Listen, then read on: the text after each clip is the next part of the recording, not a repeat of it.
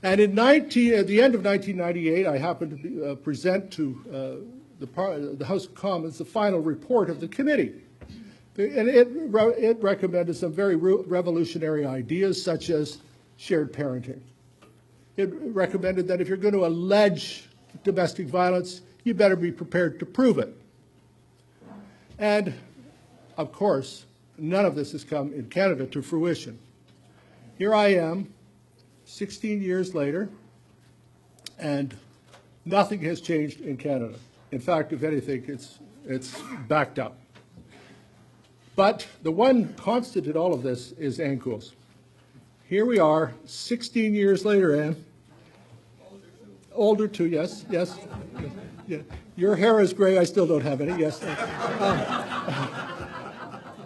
Here we are 16 years later in the center of North America, I like to think of it as being, talking about the same things. But I detect that there's more determination, I detect there's a greater perspective, and I detect that Ann Coules has something important to say this morning. So it gives me great pleasure to join with you this morning in welcoming my friend, and I think our friend, Senator Ann Coules.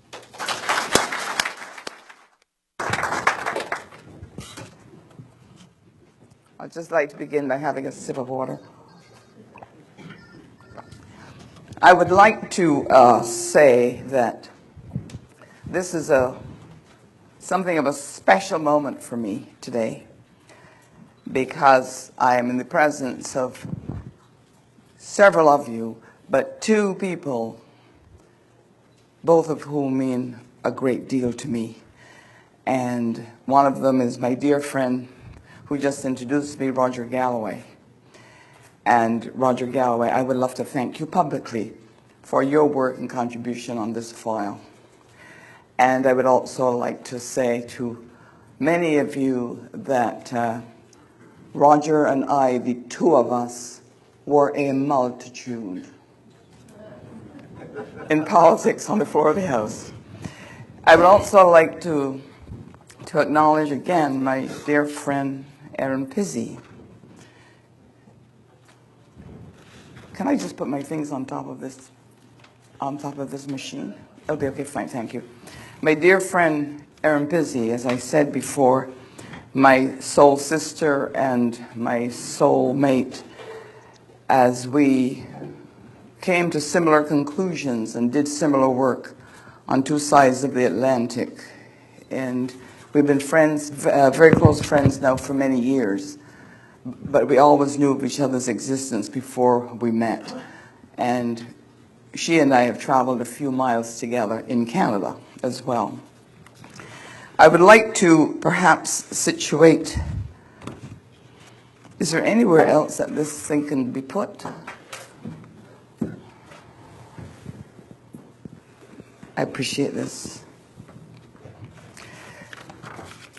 I would just like to say that the cause that is before you and the things that you fight for are valid and just. And you should pursue your work at all times. I am 70 years of age and I am on the home stretch of my public career. So new and younger soldiers must come. So I encourage soldiers to arm themselves and to put on battle gear, because it is a fight. I want to do a few things, but one of the first things I want to do is to offer Roger a little bit of support in respect of what he just said.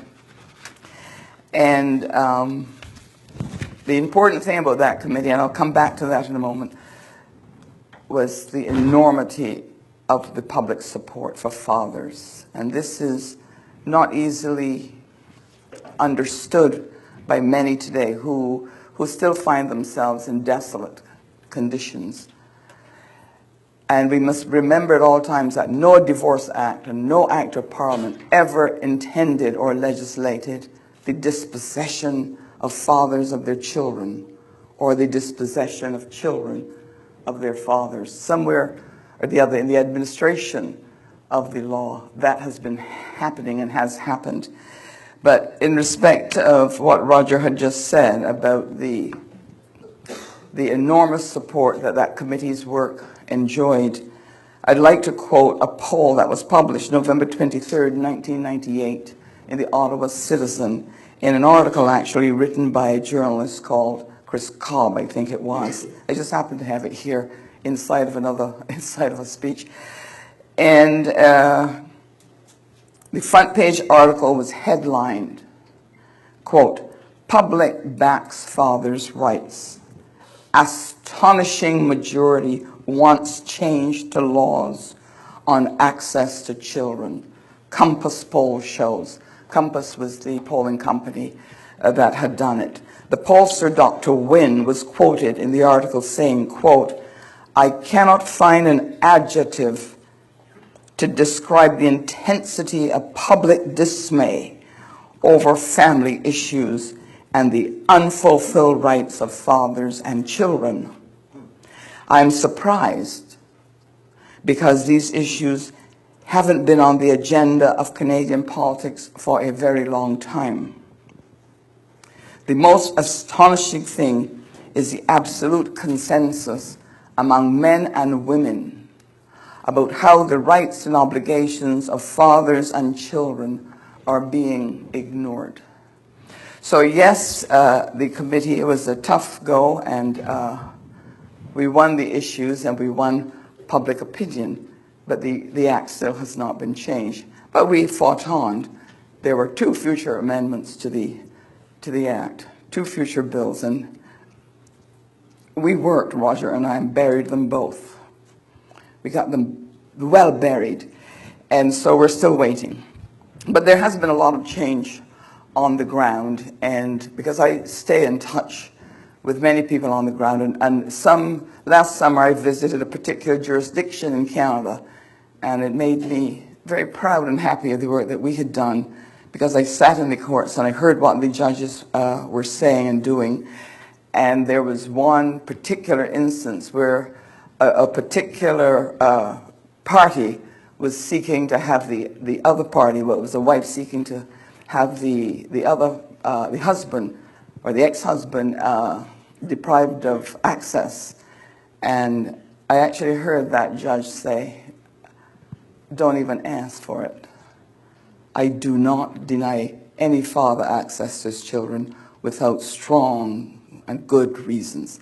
So there's that happening. So let me just move on to say, let us just look to try to understand how we've got here and why we are here and so on. So I thought I could take a little quick stroll through a look at some of the law in respect of wives and husbands, and in respect of mutual obligations and expectations and entitlements. So let us begin, for example, this is going to surprise some of you. Let us begin with William Blackstone, as I mentioned before, and his work on the common law. And in his book, chapter 15, called Of Persons, he writes a whole section on relations between husband and wife. So when women refer to hundreds of years of oppression, it's not quite accurate. Not quite accurate. And I would like to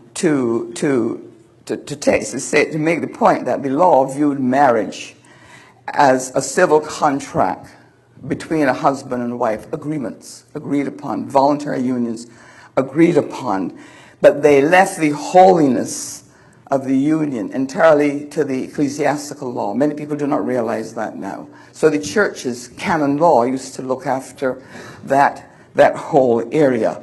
And the law in the civil aspect treated it like and as a contract. Agreements made, agreements honored. And to dishonor the contract was viewed as a violation of things holy and things legal. So I want to put this quotation out to you, excuse me, for your own thoughts. And he says, quote, because yesterday I made the point that men have been the protectors of women for centuries. And all of a sudden, men became the enemies of women. It's a staggering thing. So let me read how Mr. Blackstone concluded that chapter. Quote, he says, "These are the chief legal effects of marriage during the coverture, upon which we may observe that even the disabilities which the wife lies under are, for the most part, intended for her protection and benefit. So great a favorite is the female sex of the laws of England."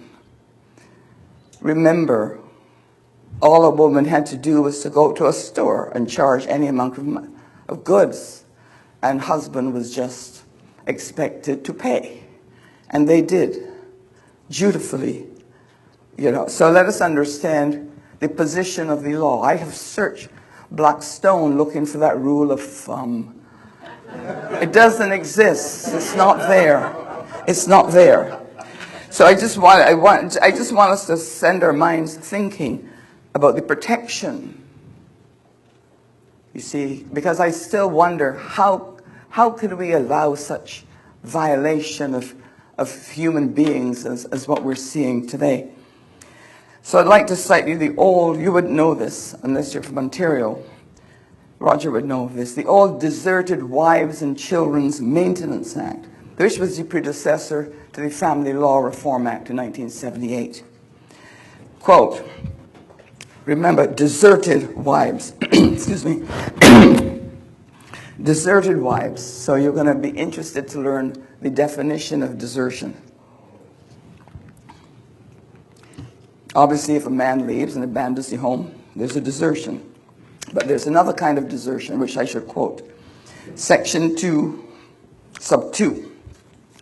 A married woman shall be deemed to have been deserted within the meaning of this section when she is living apart from her husband because of his acts of cruelty or of his refusal or neglect without sufficient cause to supply her with food and other necessaries when able so to do, or of the husband having been guilty of adultery that has not been condoned and that is duly proved, notwithstanding the existence of a separation agreement. Here again you see the law protecting women. Constant protection. And I knew that act like the back of my hand.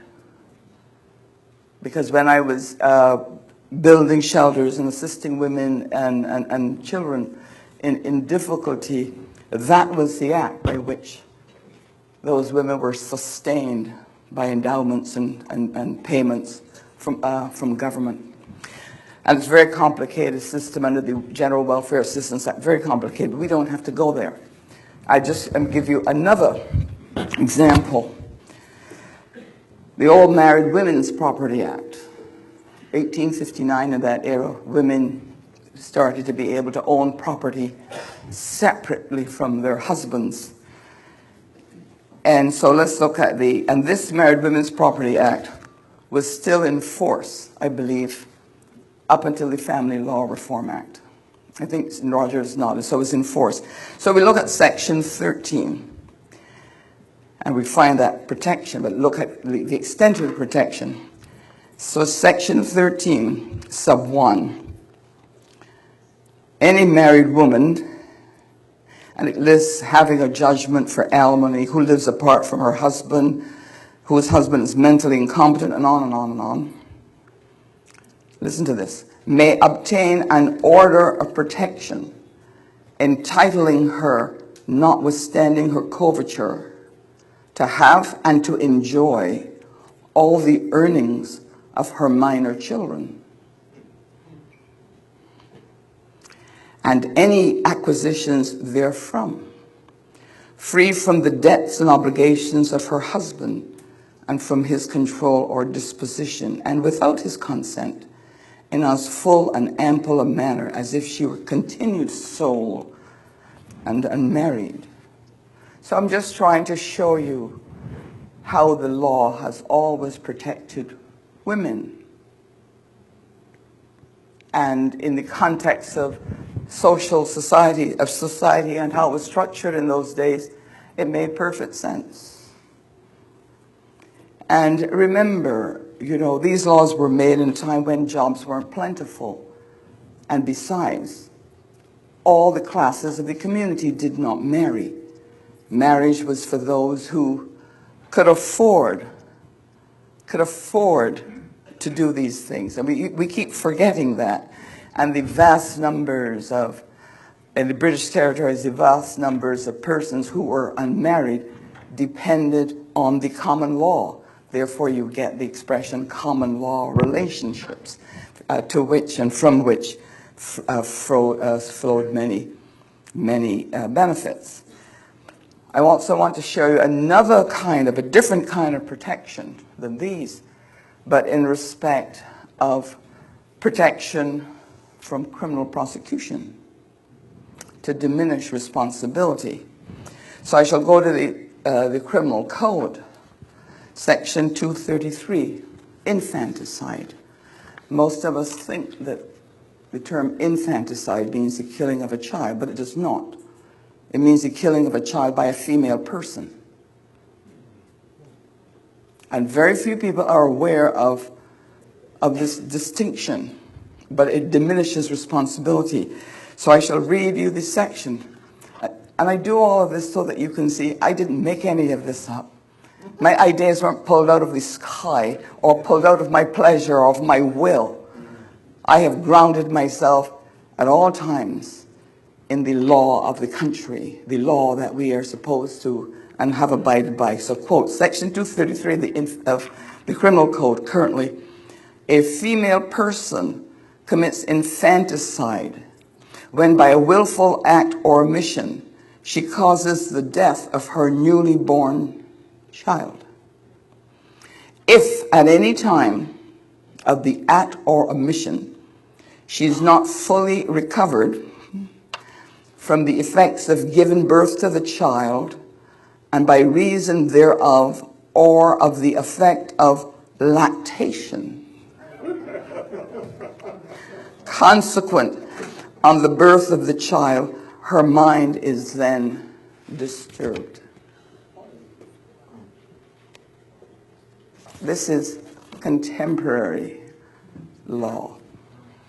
So I collect these things, and as I said before, I have made it my business to try to grasp, to understand the sources and the origins of what Aaron Pizzey calls the evil empire. I would like to go to the muses now. We're leaving the law, and we're going to the muses and the poets, and in today's community, the songwriters. So I'm going to introduce you to a dear old song called Frankie and Johnny. I'm not a singer. I've never been able to sing. But you remember Frankie and Johnny were lovers. Oh, Lordy, how they could love, and on and on. Well, we must remember that everybody forgets that Frankie murdered Johnny. Frankie is a woman. Frankie murdered Johnny. Everybody forgets that. And I'm not wearing my glasses, but let me see if I can read this. Johnny had gone out, and he was coming on to a very pretty girl named Nellie Bly, High Brown. How many United States of America? High Brown, Nellie Brown. Let's read it for you. So it says here, Frankie got out, that's right, she goes home. That's right. She goes to somebody, and somebody says, have you seen Johnny? And the fellow says, ain't going to tell you no lie. Johnny went by about an hour ago with a girl named Nellie Bly.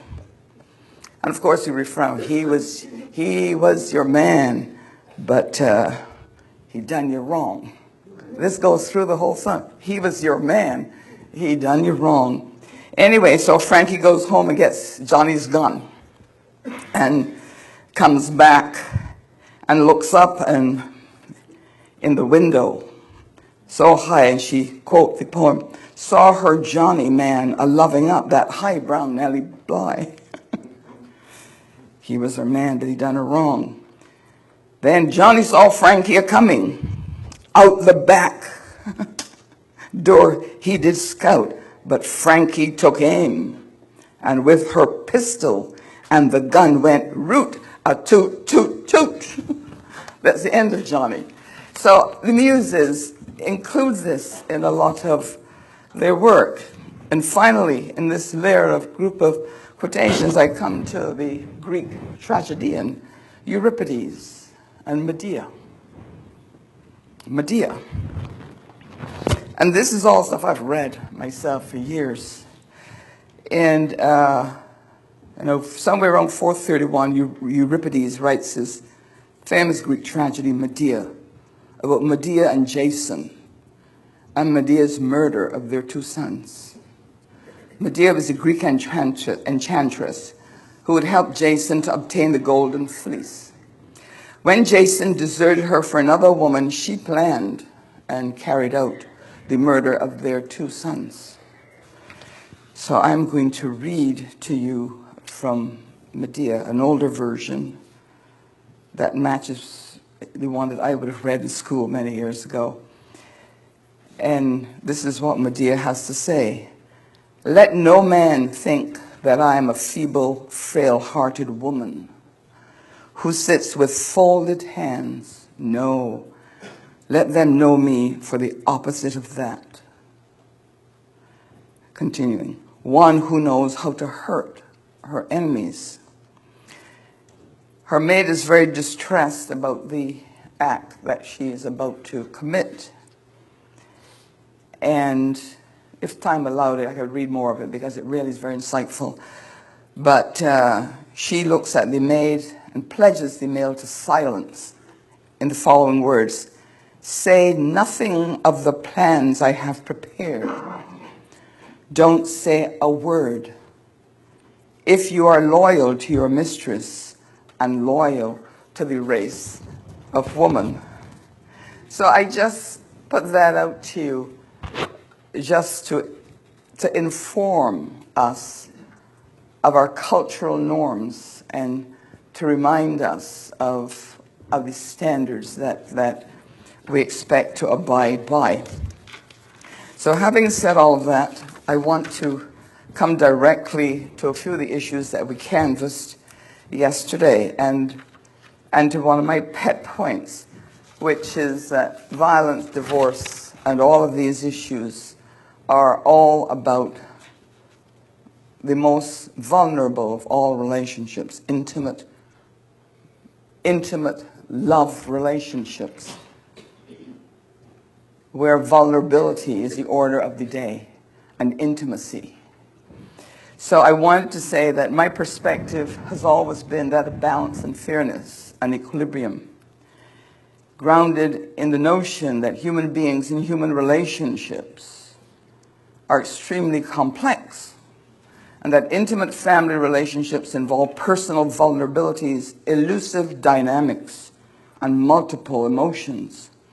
Managing human relations and human dynamics is challenging, even for the well-equipped personality. For the not so well-equipped, managing human relations is daunting and sometimes nearly impossible. Life and human intimacy is a difficult road for many. Human emotions such as love, anger, expectations, and disappointments are driving forces. Human needs and human emotions are compelling. Human complexity is further complicated by the fact that human beings frequently have little or no understanding of what and why they feel, and little or no insight into the effects of their own behavior on those with whom they live. I wish to quote a very famous theological type.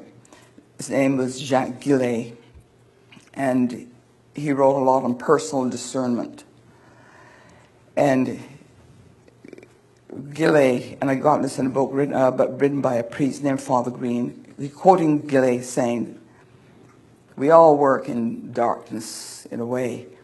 And Gillet says, there's the darkness in man himself, in us, who is incapable of seeing his own heart clearly, incapable of grasping completely the seriousness of his actions and the results deriving from them. I've counseled couples, and they could be two countries, they're so far apart, trying to bring some reconciliation between them. And if you persevere and if they trust you, you can do it. So, on observing human behavior, the inescapable conclusion is that human beings, both men and women, are afflicted by their own imperfections, frailties, and woundedness. And this condition seems to govern a lot of human behavior. And it appears that the more imperfect and wounded a person is, the less tolerant that person is of others' imperfection and woundedness. Human capacity for misunderstanding is great. Men and women are equally capable of vice and virtue. Vice and virtue are human characteristics, not gendered ones. I have politically repudiated the too prevalent notion introduced into the public discourse by radical gender feminist ideology that women are morally superior to men, that men are morally inferior to women, and that somehow men are just plain naturally morally defective. The false proposition of women's inherent virtue and men's inherent vice has dominated and deformed family and criminal law policy for the past several decades. Much public policy on domestic violence, particularly arrest, charging, and prosecuting policy, has been founded on this deformity, wreaking havoc in the lives of people, many of whom are ill-appeared.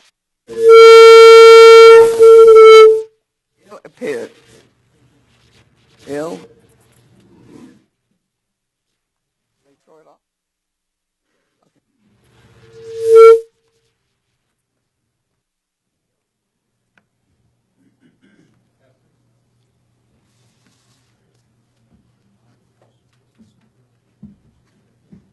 Sorry about this. This one?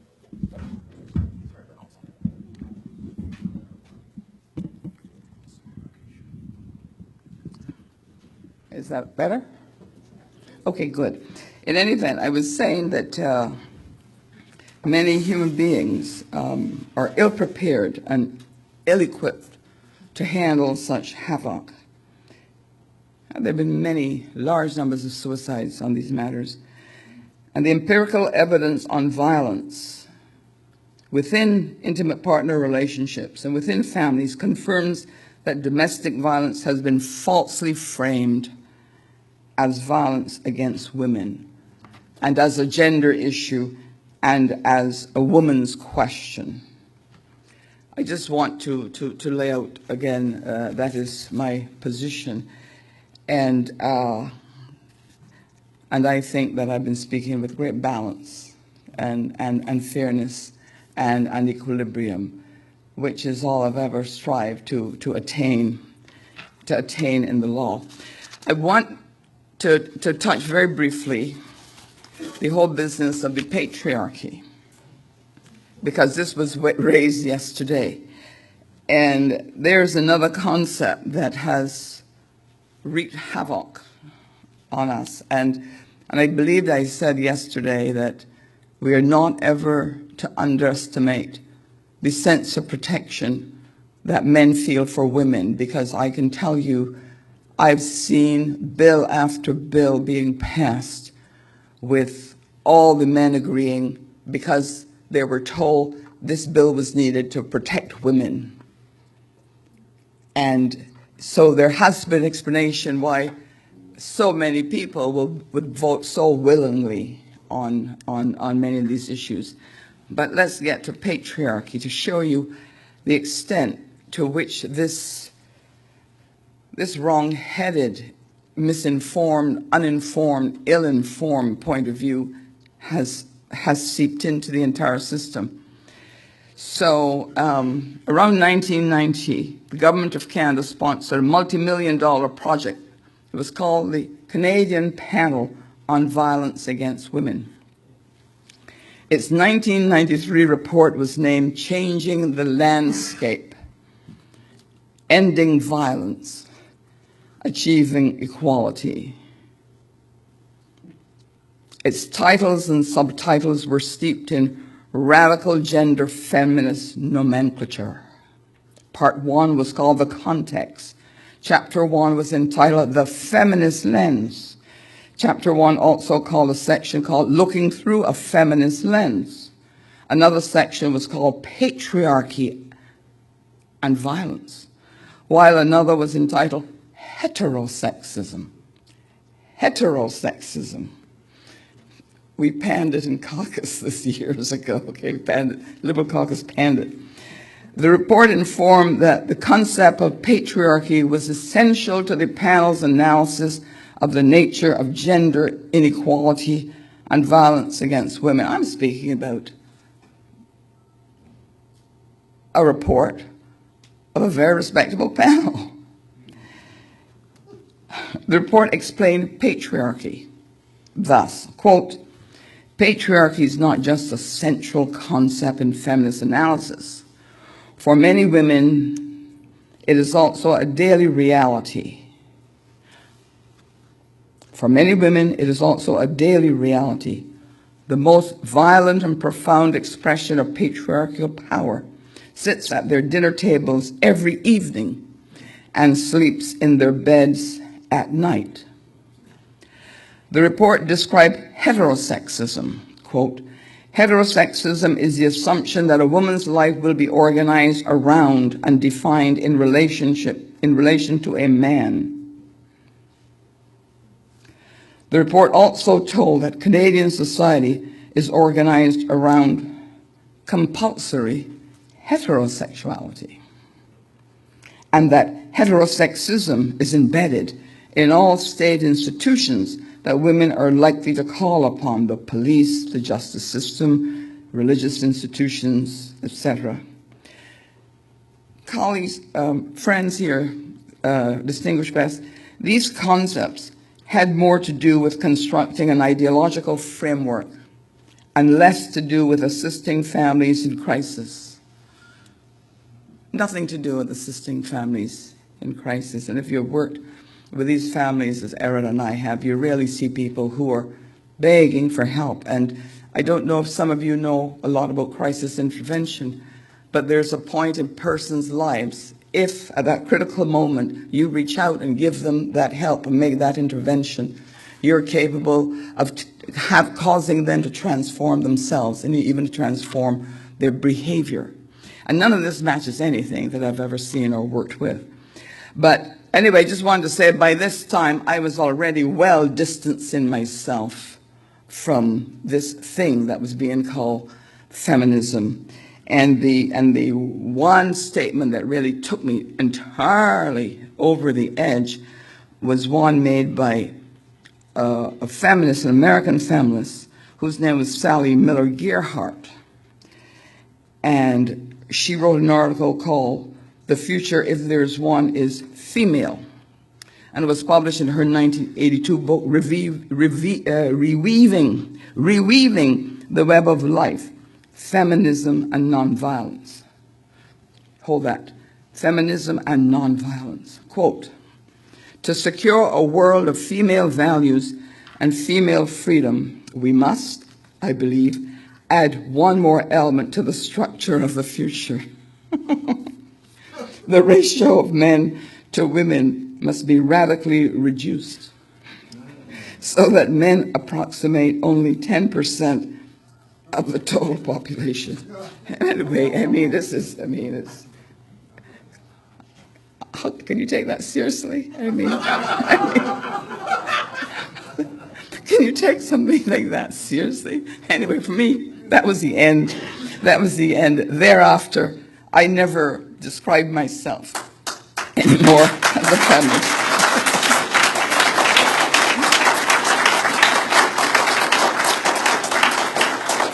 I want to come now to the whole phenomenon of false allegations and prosecutions and so on. And this, again, has been a great distress and a great set of problems within the system itself.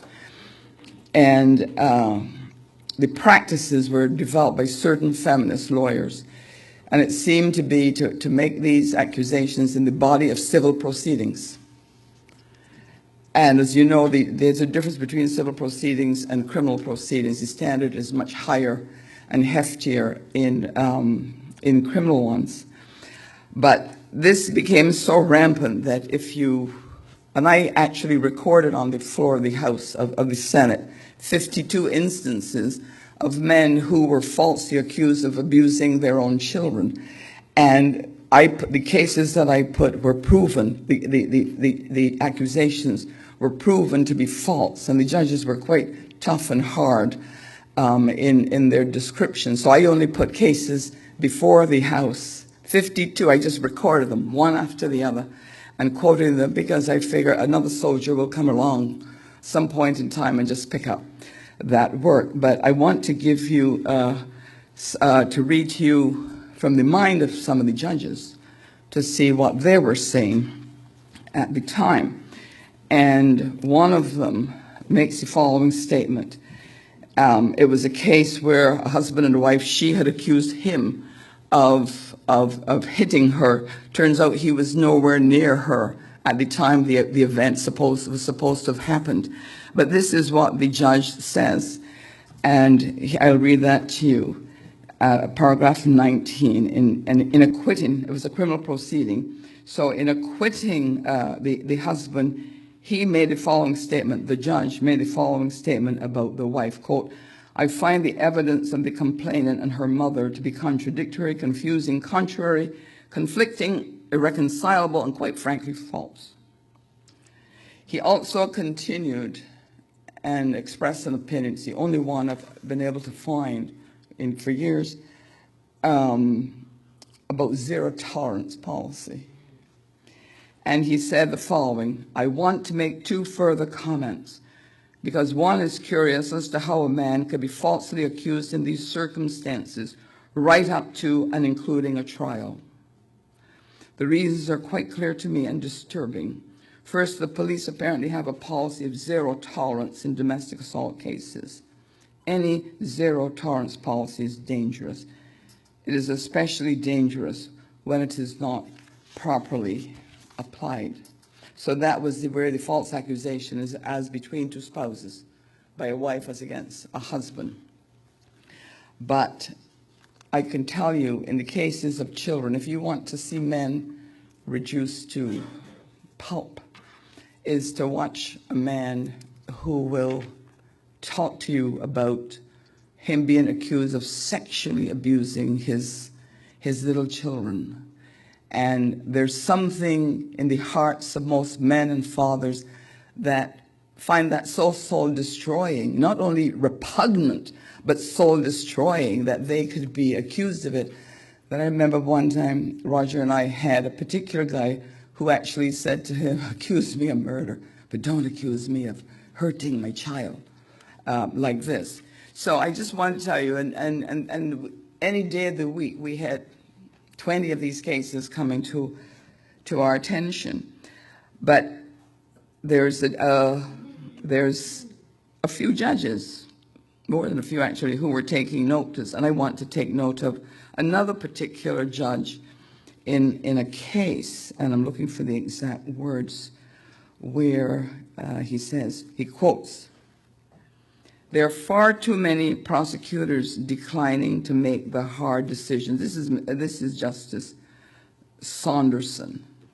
And there are far too many prosecutors declining to make the hard decisions, lest they offend some interest group or incur the displeasure of their superiors, who themselves are subjected to pressure from the same groups. The result can be made to work hardship in individual cases. He's going to continue. He talks about the wife, because he says the wife herself testified that she was drunk and in an out-of-control rampage because she was upset by something the husband's ex-wife had said to her. So the judge continued, and he criticized the Crown for not charging her for her assaults. It's very interesting, saying it created a double standard. And his exact words are here, quote, "The mere fact of this prosecution sends a very clear message. A woman in a relationship with a man can provoke him, degrade him, strike him, and throw objects at him with impunity. But if he offers the least physical response, he will be charged with assault." So having said it, I just threw this out for you. I'm coming to my last subject matter now, and the whole business of the best interests of the child. Because we saw in this period of time, the last many years, where men were treated as observers in their children's lives.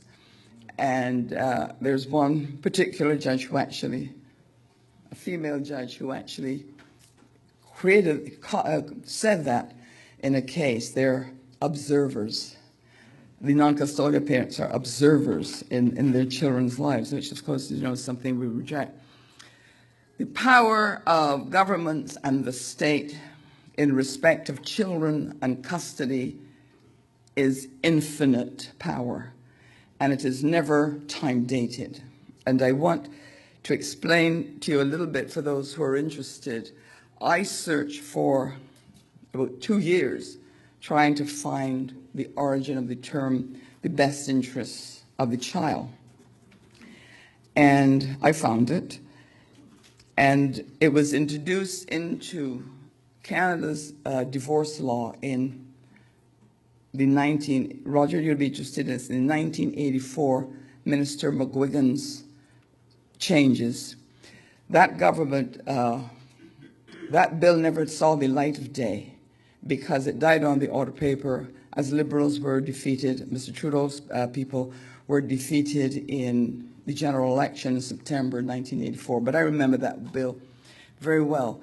And the minister's intention at the time was that by putting that phrase into the bill in respect of custody and access, because his policy was that children of divorce should have maximum access to other siblings, to both parents, to grandparents. And you find this in all of his policy papers, which were distributed across the country in conferences that he summoned of people in the field, and I was one of them at one point. And very clearly, he had been a law professor, so he was a lawyer's lawyer. And he sincerely believed that that term would, on the ground, would transform itself into shared parenting. And that would have happened if the ground didn't change suddenly. And let me just come back to that term, where that term comes from. That term comes out of those great powers of the king. The American Constitution Americans no longer appreciate the sense of, excuse me, the king in the Constitution, that perpetual sovereign ever present in the Constitution. But in Canada, it is still alive in our Constitution. And these are the powers of the king. And in England, the Lord Chancellor was the most powerful man after the king. He was so powerful he could even cancel a king's letters patent. And the term, the business of child welfare, develops out of the king's protection of children that was owed to the knights and all of those individuals who fought for him. That's where you got terms like wards. If you remember when you were children, there's a childhood thing called Robin Hood. You remember Maid Marian was the ward of the king.